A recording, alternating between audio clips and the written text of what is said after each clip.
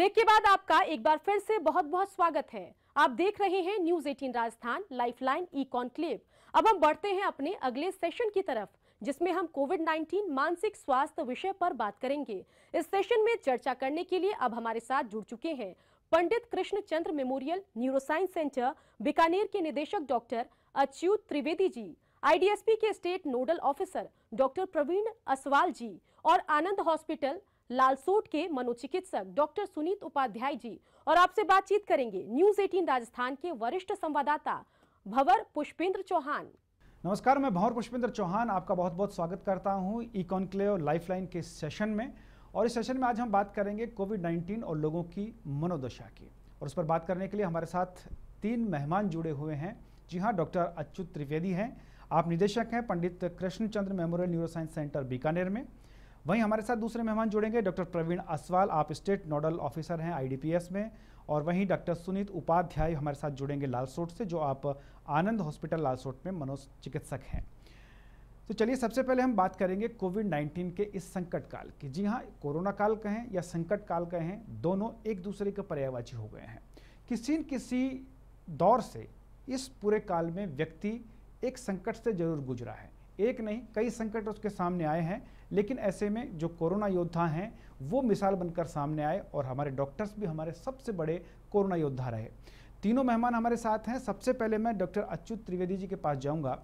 त्रिवेदी जी से आपसे मेरा ये सवाल है कि कोरोना काल, जो कोविड-19 का जो काल है, उस काल में क्योंकि आदमी की दिनचर्या एकदम से बदली है, आदमी शुरू सुबह से और शाम तक कुछ और करता था, अब अचानक उसे बार बार हाथ धोना है, मास्क लगाना है, डिस्टेंस मेंटेन करना है, तो कहीं ना कहीं एक मानसिक प्रेशर डेवलप हुआ।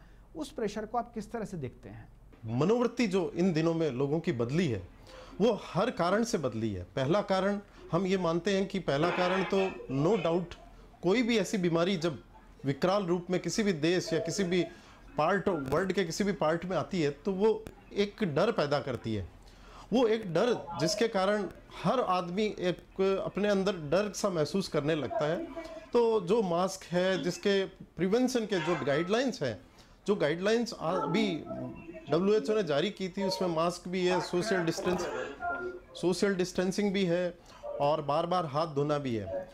अब इसमें मास्क और सोशल डिस्टेंसिंग की तो बात अपन करें तो मास्क तो एक रूटीन प्रक्रिया है, हम चिकित्सक के लिए भी और बाकी लोगों के लिए भी एक मास्क की आवश्यकता हमेशा से रहती है। क्योंकि आप जब जनरल प्रैक्टिस में होते हैं तब भी डॉक्टर के सामने बहुत से ऐसे पेशेंट होते हैं जो इन्फेक्शन से ग्रसित होते हैं। दूसरी चीज़ सोशल डिस्टेंसिंग की है। तो पुष्पेंद्र जी, बहुत लंबे समय से, जब से सोशल मीडिया आया है, जब से व्हाट्सएप आया है, फेसबुक आया है, सोशल मीडिया में हम लोग वैसे ही इतने व्यस्त हो गए कि हमारी सोशल डिस्टेंसिंग हो चुकी है। तो ये चीज़ मैं ऐसा कहूँगा कि बहुत घटिया चीज़ या बहुत खतरनाक चीज़ नहीं है, लेकिन सबसे खतरनाक चीज़ है जो हाथ धोने की प्रवृत्ति बहुत से लोगों में मैंने देखा है। मेरे पास जो आउटडोर में पिछले मार्च से मैं लगातार पेशेंट देख रहा हूं, तो मैंने देखा है कि लोगों में ये प्रवृत्ति एक ऑब्सेसिव कंपल्सिव डिसऑर्डर के रूप में अब आने लग गई है। क्योंकि लोगों के अंदर जो भय है, जो आतंक है, उस आतंक को किसी तरह कंट्रोल करने के लिए वो बार बार हाथ धोते हैं। बेसिकली कहा तो यही जाता है कि अगर आपने हाथ एक बार धो लिया तो करीब 3-4 घंटे तक, और सैनिटाइज कर लिया है हाथ को, तो वो 3-4 घंटे तक इफेक्ट रहता है। परंतु देखा यह गया है कि लोग हर 15 मिनट में हाथ धोने लग गए, हर 5 मिनट में सैनिटाइजर्स लगाने लग गए। तो ये जो एक चीज़ है वो धीरे धीरे एक बीमारी के रूप में बनती जा रही है लोगों में। लोग उसको एक अंदर ही, दिमाग में अपने अंदर ही डाल लिया है कि अगर घर से बाहर भी नहीं निकल रहे हैं तो भी वो हाथ अगर एक बार धो लिया है तो उसको 20 बार धोएंगे उसी 1 घंटे में। तो ये चीज़ें ऐसी है कि जो आपकी मनोवृत्ति को खराब करती है, न कि आप 100% हाइजीन मेंटेन इस तरह नहीं कर पाएंगे। चलिए हम चलेंगे डॉक्टर प्रवीण असवाल जी के पास चलेंगे। आप आईडीपीएस में स्टेट नोडल ऑफिसर हैं, सरकार का प्रतिनिधित्व कर रहे हैं। आपसे सर मैं जानना चाहूँगा, वर्तमान में अगर स्टेट की हम बात करें तो किस तरह की स्थिति है इस कोरोना काल में? देखिए, आज जो समय की ज़रूरत है वो ये है कि सरकार की तरफ से जो गाइडलाइन इशू की गई है उसको लोग बाग अपनाएं, और वो गाइडलाइन इतनी आसान है कि उसे अपनाने में लोगों को कतई दिक्कत नहीं होनी चाहिए। आपने आपके शुरू के प्रश्न में कहा कि लाइफ बदल गई, लोग बाग मास्क लगा रहे हैं, डिस्टेंस कर रहे हैं, लेकिन ये करते हुए भी वो अपना काम कर सकते हैं। बस उन्हें डिस्टेंस मेंटेन करनी है, मास्क लगाना है, और चीज़ों को छूने के बाद हाथ धोना है, या चीज़ों को छूने के बाद अपने चेहरे पे हाथ नहीं लगाना है, क्योंकि चीज़ों को छूओगे आप तो वायरस आपके पास आ जाएगा, और वो वायरस यदि आपने चेहरे पे लगाया, हाथ लगाया, तो ट्रांसमिशन की बात है। ये जो तीनों चीज़ें हैं ये बहुत ही आसान है, लेकिन मुझे क्या कहना चाहिए कि लोग बागों को अभी इतना इसको एक्सेप्ट करने में या इसको गाइडलाइन को समय लगेगा, एक्सेप्ट भी कर रहे हैं, लेकिन कभी कभी उनके जहन में ये चीज़ बाहर चले जाती है। आप देखिए, इतनी सरल से उपाय के कारण हम कोरोना को बड़ी आसानी से हरा सकते हैं यदि ये चीज़ें करें तो, और हम हमारी दैनिक जीवन को भी काम में ले सकते हैं। जो केसेज हमारे बढ़ रहे हैं, ये वायरल डिजीज़ का एक नॉर्म होता है, वायरल डिजीज़ का थंब रूल होता है। देखो, वायरस नहीं फैल रहा है, वायरस कतई नहीं फैल रहा है, हम लोग वायरस को फैला रहे हैं। यदि ये कॉन्सेप्ट हमने समझ लिया, आम आदमी ने समझ लिया कि वायरस को हम फैला रहे हैं, तो कंट्रोल बड़ी आसानी से इन 3 चीज़ों के माध्यम से भी हो जाएगा। साथ में यदि लक्षण है तो तुरंत चिकित्सक से संपर्क कर लें, कोई समस्या की बात ही नहीं है। जी बिल्कुल, असवाल जी कह रहे थे कि हमें पूरी गाइडलाइंस को फॉलो करना चाहिए। अगर गाइडलाइंस को फॉलो करेंगे तो हम कोरोना को हरा सकते हैं, क्योंकि वायरस कभी खुद नहीं फैलता है, उसको फैलाने में हमारा कहीं ना कहीं जो लापरवाही है, जो हमारी लापरवाहियाँ हैं, वो जिम्मेदार होती हैं। मैं सुनीत जी के पास चलूँगा। डॉक्टर साहब, आपके पास मैं आऊँगा। हम मनोदशा की बात कर रहे थे, सबसे पहले हम बच्चों की बात करते हैं या गृहिणियों की बात करते हैं। बच्चों की हम बात करें तो पिछले 6 महीने से स्कूल नहीं खुल रहे हैं, कॉलेज नहीं खुल रहे हैं, अब वो बच्चे घर पर ही हैं, ऑनलाइन पढ़ाई करता है, कंप्यूटर और मोबाइल के जरिए ही पढ़ाई करनी पड़ती है। तो ऐसे में जो उसकी मानसिक स्थिति है उसमें भी कुछ न कुछ बदलाव, कुछ न कुछ परिवर्तन होते हैं। बिल्कुल बिल्कुल, देखिए इसमें में इम्पॉर्टेंट बात यह है, बच्चों से बिहेवियर में कुछ पॉजिटिव पेरेंटिंग रूल्स होते हैं कि अच्छे पेरेंट्स कैसे बने। इसके बेसिक रूल्स हैं कि बच्चों को हमेशा अच्छे व्यवहार के बारे में बताएं। जैसे आप चाहते हैं कि बच्चा अपने रूम को साफ़ रखे, हमारी आदत होती है, हम बोलते हैं राघव रूम को गंदा मत करो, ऐसा ना करें। हम कहें आप रूम को साफ़ रखें। आप ये ना कहें कि छोटे भाई बहन को परेशान ना करो, आप ये कहें कि छोटे भाई बहन का ध्यान रखो। ये होती है पॉजिटिव पेरेंटिंग। उसके अलावा बच्चों पर कभी ना चिल्लाएं, इससे बच्चे और ज़्यादा तनाव में और ज़्यादा चिड़चिड़े हो जाते हैं। इसके बजाय बच्चे का नाम लेके अपनी शांत शब्दों में, दृढ़ शब्दों में अपनी बात कहें। जैसे आप अपना काम करिए, आप ये इस तरह से इस चीज़ को व्यवस्थित करिए। उसके अलावा बच्चों से अपनी उम्मीदें वास्तविक रखें। आप चाहें कि बच्चे सारे दिन चुपचाप बैठे रहें, वो संभव नहीं है। यदि आप चाहें कि आप 15 मिनट ज़रूरी काम कर रहे हैं, उस दौरान बच्चे चुपचाप बैठे, वो संभव है। तो बच्चों से अपनी जो उम्मीदें रखें वो रियलिस्टिक होनी चाहिए, वास्तविक होनी चाहिए। इसके अलावा बच्चा कोई अच्छा काम कर रहा है तो उससे शाबाशी ज़रूर दें, बल्कि कई बार बच्चों को ऐसे छोटे छोटे काम दें जो वो आराम से पूरे कर पाएँ, और फिर आप उनको शाबाशी दें। तो बच्चों को इससे एक मोटिवेशन मिलता है अच्छा काम करने के लिए, अच्छी बातों को जानने के लिए। डॉक्टर साहब, इसमें मेरा सवाल थोड़ा सा ये भी है कि जिस तरह से बच्चा, हम कहते थे कि मोबाइल से बच्चों को दूर रखना चाहिए, मोबाइल से बच्चों को दूर रखा, लेकिन अब हम कह रहे हैं कि नहीं, मोबाइल से आपको ऑनलाइन पढ़ना है, आपको कंप्यूटर पे ही बैठ के ऑनलाइन पढ़ना है। तो एक विषय नहीं, करीबन 10-10, 8-8, 10-10 विषय होते हैं, और जब एक बच्चा अगर 1 घंटे भी ऑनलाइन किसी एक विषय को पढ़ता है तो उसको कितना समय सोशल मीडिया पे, या कहें कि कंप्यूटर पे, या कहें कि मोबाइल पे, इन सब पे गुजारना पड़ेगा। ऐसे में उसकी मनोदशा, ये मेरा सवाल है। आज का ज़माना ऐसा नहीं है कि आप बच्चों से मोबाइल से दूर कर दें, सोशल मीडिया से आप उनको हटा नहीं सकते। इसके लिए कुछ बहुत अच्छी ऐप्स अवेलेबल हैं। जैसे गूगल की एक ऐप है, गूगल फैमिली लिंक। ये आप बच्चे के मोबाइल में भी डाउनलोड करें, अपने मोबाइल में डाउनलोड करें। आप बच्चे की सारी एक्टिविटी को ट्रैक कर पाएंगे कि बच्चा कितनी देर सोशल मीडिया पे है, कितनी देर किसी अन्य ऐप पे है। तो बजाय इसके कि आप उससे मोबाइल छीन लें, आप उसको ये चीज़ दें, और बच्चे को जब मालूम होगा कि मेरी सारी एक्टिविटी रिकॉर्ड हो रही है, तो बच्चा वैसे ही डेविएट नहीं होगा। मैं डॉक्टर त्रिवेदी जी के पास जाऊंगा। डॉक्टर त्रिवेदी जी, आपसे मेरा एक सवाल ये है कि कोरोना काल की अगर हम बात करते हैं तो सबसे बड़ी समस्या अगर कहीं आई तो वो थी रोजगार, क्योंकि आदमी घर में बंद हो गया। एक तरीके से कहें कि 6-7 महीने से आदमी बाहर जा नहीं पाया, दुकानें बंद थी, लॉकडाउन था। ऐसे लॉकडाउन में कहीं ना कहीं जेब का भी लॉकडाउन हुआ और हाथ तंग होता चला गया। हाथ की ये तंगी कहीं मस्तिष्क पर प्रभाव डालेगी? ये स्वाभाविक है पुष्पेंद्र जी। जब भी किसी तरह की आपदा कैसी भी हो, चाहे वो बाढ़ हो, चाहे युद्ध हो, चाहे ये कोरोना का वायरस का आपदा हो, कोई भी आपदा हो, मैं तो ये कहूँगा लोगों के लिए, एक ही बात कहूँगा कि इस आपदा से लड़ने के लिए आप पहले से किसी भी आपदा, कोई भी आपदा आपको कह के नहीं आएगी, तो उससे लड़ने के लिए आप हमेशा एक आदत रखें, आप एक संचय, आप अपनी इंश्योरेंस, आप अपने रूटीन में जो भी संचय होती है उसको करें। तो ऐसी आपदाएं, अब हो गई ये आपदा और कुछ आर्थिक नुकसान हुआ है, परंतु बहुत सारी चीज़ें, जैसे आज के अपने भारत सरकार ने बहुत सी ऐसी चीज़ें, बहुत से ऐसे कार्यक्रम शुरू किए हैं जिसमें ऑनलाइन आप अपने घर बैठ के भी बहुत कुछ कमा सकते हैं, बहुत कुछ अपनी दिनचर्या के लिए जितनी आवश्यकता है आप उसको अर्न कर सकते हैं।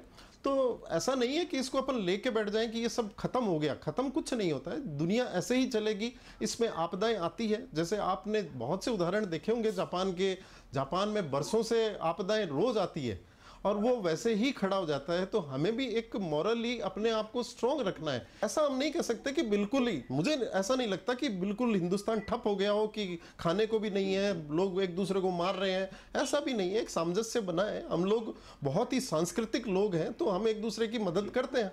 तो मानसिक प्रताड़ना होती है, बट इसको हम पॉजिटिव सोच के अगर रखें कि ऐसी कोई चीज़ नहीं है, ये अब आने वाले 3-4 महीने में सब चीज़ें नॉर्मलाइज हो जाएगी, तो हमें हो सकता है कि हम उससे ज़्यादा अच्छे से रह सकें। डॉक्टर असवाल जी के पास मैं जाऊंगा। डॉक्टर साहब, आपसे मैं ये जानना चाहूँगा कि जिस तरह से रिकवरी रेट और मृत्यु दर, इन दोनों को कंट्रोल करने के लिए सरकार की कवायदों के बारे में आपसे जानना चाहेंगे। सर, ये बहुत महत्वपूर्ण डेटा और टेक्निकल इशू है। देखिए, सबसे महत्वपूर्ण बात है किसी भी आपदा या ये जो पेंडेमिक आया, इसमें हमें मृत्यु को रोकना है, अदरवाइज कोई इशू नहीं है। सबसे हमारा जो प्रमुख उद्देश्य है वो यही है कि लोगों की मृत्यु नहीं हो। तो जो मृत्यु दर है वो हमारी यहाँ बहुत कम है, न सिर्फ प्रदेश भारत वर्ष को देखते हुए बल्कि दुनिया के दूसरे देशों को भी देखते हुए। इसकी वजह रही कि हमने यहाँ प्रदेश में टेस्ट बहुत कराए और ज़्यादा से ज़्यादा जानने की कोशिश की कि पॉजिटिव केसेस कहाँ हैं। यदि आपको समय रहते पॉजिटिव केसेस मिलेंगे तो आप समय रहते उन पॉजिटिव केसेस में से जो वल्नरेबल ग्रुप है, जो घातक है, जिनको कॉम्प्लिकेशन होने की संभावना है, उनको तुरंत अस्पताल में पहुंचा के और उनका इलाज कर सकेंगे। तो ये एक अच्छा पहलू हमारे प्रदेश में रहा, जिसकी वजह से हम एक अच्छा रिकवरी रेट और मृत्यु दर को कंट्रोल कर पाए। लेकिन सबसे बड़ी समस्या यह है कि आदमी जो है भले ही परिवर्तनशील होता है, लेकिन तुरंत जब परिवर्तन उसको मिलते हैं स्टेप बाय स्टेप, फटाफट, तो वो थोड़ा सा घबरा जाता है, सहम जाता है। किस तरह से आदमी सकारात्मक रूप से उसको ले ताकि मानसिक प्रेशर में वो नहीं आए, मेंटली उसको डिप्रेशन ना हो और इस कोरोना काल में वो सकारात्मक रूप से आगे बढ़ सके? क्या ऐसे सुझाव आपके हो सकते हैं? मैं आपको कहना चाहूँगा, यदि आप तनाव में हैं तो एक relaxation activity, 1 minute relaxation activity बताई गई है गाइडलाइंस में। आप किसी शांत व आरामदायक जगह लेट जाएं, अपनी बॉडी को रिलैक्स कर दें, थोड़ा सा अपनी सांस पर ध्यान रखें, अपने पेट पर हाथ रखें, अपने मूवमेंट्स पे नज़र रखें। उसके बाद आप अपने आप से अपने तनाव का कारण पूछें जी, और उस तनाव को 3 स्तरों पर चेक करें। इज़ इट परमानेंट, मतलब क्या ये स्थायी है, हमेशा स्थायी रहेगा? इज़ इट परवेसिव, क्या ये मेरे जीवन को पूरी तरह बर्बाद कर देगा? और इज़ इट पर्सनल, क्या ये सिर्फ मेरे पास है? ठीक है, मतलब इसमें पूछें, क्या इससे सिर्फ मैं प्रभावित हूँ? क्या स्थिति कभी नहीं सुधरेगी? या मेरे जीवन में क्या कोई सुख नहीं बचा है? जब इन सवालों को आप लॉजिकली एनालाइज करेंगे तो आपको लगेगा कि नहीं, ये तो पूरी दुनिया की प्रॉब्लम है। और दूसरा, अभी कोरोना 6 महीने चला गया तो कौन सा मैं भूखा मर जाऊँगा? सारी ज़िंदगी काम किया था, आगे सारी ज़िंदगी काम करूँगा। और स्थिति ये है कि कोई भी बड़ी से बड़ी बुरी स्थिति होती है, खराब समय होता है, वो अल्टीमेटली गुजर ही जाता है जी, और वो सबके साथ है। ये सोचेंगे तब आपके मन में विचार आएगा कि मैं क्यों परेशान हूँ। तब आप अपने आप को पॉजिटिविटी की तरफ ले जाएंगे और नकारात्मक से सकारात्मक विचारों पर लाएंगे। कुछ इंपॉर्टेंट चीज़ें मैं बताना चाहूँगा। आजकल सोशल मीडिया पे कुछ लोग बड़ा भ्रम फैला रहे हैं, स्पेशली अपने आप को डॉक्टर्स कह के। ऐसे लोग डॉक्टर्स नहीं हैं, MBBS नहीं हैं, पर वो लोग डॉक्टर बन के भ्रम फैला रहे हैं। जैसे कि मतलब कोरोना की वैल्यू को वो कम बताने की कोशिश कर रहे हैं। जैसे वो कह रहे हैं कि मरीज़ सिर्फ अस्पतालों में मर रहे हैं। अरे भाई, हमारे पास हॉस्पिटल में रोज़ ऐसे सैकड़ों मरीज आते हैं जो लगभग मृत अवस्था में पहुंचते हैं जी, या घरों में ऐसे बहुत सारे लोग होते हैं जो मर जाते हैं, उनका अंतिम संस्कार कर दिया जाता है, उनके कभी टेस्ट हुई नहीं, जबकि वो कोरोना पॉजिटिव होते हैं। इस तरह कुछ लोग ये फैला रहे हैं कि अस्पतालों में जो दवा दी जा रही है उससे लोग मर रहे हैं। भाई इनसे ये पूछा जाए 500 से ज़्यादा डॉक्टर्स तो सिर्फ भारत में मर चुके हैं और दुनिया में हज़ारों। क्या डॉक्टर्स बेवकूफ़ हैं? अपने ही अस्पताल में भर्ती होकर ऐसी दवाइयाँ लेंगे जिससे वो मर जाएंगे? मैं सवाल करूंगा असवाल जी से। डॉक्टर साहब, मैं आपसे ये जानना चाहूँगा कि जिस तरह से गाइडलाइन बार बार चेंज होती हैं तो सरकार उनको फॉलो करवाने के लिए किस तरह के प्रयास कर रही है? देखो, गाइडलाइन बार बार चेंज नहीं होती, उसको अपडेट किया जाता है। जैसे कोई नई चीज़ आती है उसको अपडेट किया जाता है। अब उसको इम्प्लीमेंट करने के लिए हमारे पास ग्रास रूट लेवल पर आशा और एएनएम हैं जो घर घर सर्वे करते हैं, उनके माध्यम से करते हैं। हम समाचार पत्रों के माध्यम से करते हैं और दूसरे जो प्रचार प्रसार के माध्यम हैं उनसे करते हैं, और लोग बाग इसको एक्सेप्ट भी कर रहे हैं। ये अलग बात है कि कई बार भ्रम की स्थिति हो जाती है या कई बार लोग बाग लापरवाही कर जाते हैं, लेकिन हमारी कोशिश ये रहती है कि यदि आमजन ये समझ ले कि कोरोना का इलाज हमारे हाथ में है तो ये बहुत सरल सी चीज़ है। यदि इन 3 चीज़ों का उपयोग किया जाए, डिस्टेंसिंग, सोशल डिस्टेंसिंग, दूरी बना के रखा जाए, मास्क पहना जाए और सैनिटाइज किया जाए, और यदि किसी को कोई लक्षण है तो तुरंत चिकित्सक से संपर्क किया जाए। योगा, एक्सरसाइज, तमाम चीज़ें ठीक है, लेकिन इम्यूनिटी बढ़ाने के लिए खान पान क्या होना चाहिए? देखिए, खान पान बढ़ाने के लिए हमें विटामिन रिच चीज़ें जैसे आंवला, विटामिन सी जिसमें होता है वो उसको सबसे इम्पॉर्टेंट माना गया है। धूप में थोड़ी देर बैठें, विटामिन डी लें, अभी धूप में बैठना पर्याप्त नहीं होगा। ये खाने पीने की सलाद खाएं, फल खाएं, हरी सब्जियां खाएं, इनसे जो इम्यूनिटी बढ़ेगी वो कोरोना से ही नहीं बाकी चीज़ों से बचाव में भी मदद करेगा। जी बिल्कुल, बाकी चीज़ों से भी बचाव में मदद मिलेगी। तो हमारे तीनों मेहमान हमें अलग अलग जानकारियां दे रहे थे, अपनी राय हमारे साथ बांट रहे थे और बता रहे थे कि किस तरह इस कोरोना काल के संकट में हम सकारात्मकता के साथ आगे बढ़ें। जो गाइडलाइंस हमारे पास हैं उनको फॉलो करें, सरकार की जो गाइडलाइन है उसको फॉलो करें, WHO की गाइडलाइन का पालन करें, और अगर कहीं कोई लक्षण नज़र आता है तो सीधे सीधे अपने डॉक्टर से मिलें, अपनी जाँच करवाएँ, किसी अहम वहम और भ्रम में ना पड़ें। हमारे तीनों मेहमानों का बहुत बहुत शुक्रिया। News 18 Rajasthan lifeline e conclave में राजस्थान में वैश्विक महामारी कोविड-19 के कारण उपजी चुनौतियों को दूर करने और संक्रमण से संपूर्ण सुरक्षा की दिशा में सरकार और निजी स्वास्थ्य केंद्रों की एकजुटता पर चर्चा की गई। साथ ही कोविड-19 हाले दिल और कोविड-19 मानसिक स्वास्थ्य विषय पर चिकित्सा एवं स्वास्थ्य क्षेत्र से जुड़े एक्सपर्ट्स ने अपनी राय जाहिर की और सुझाव भी दिए। और इसी के साथ अब मुझे दीजिए इजाजत। नमस्कार।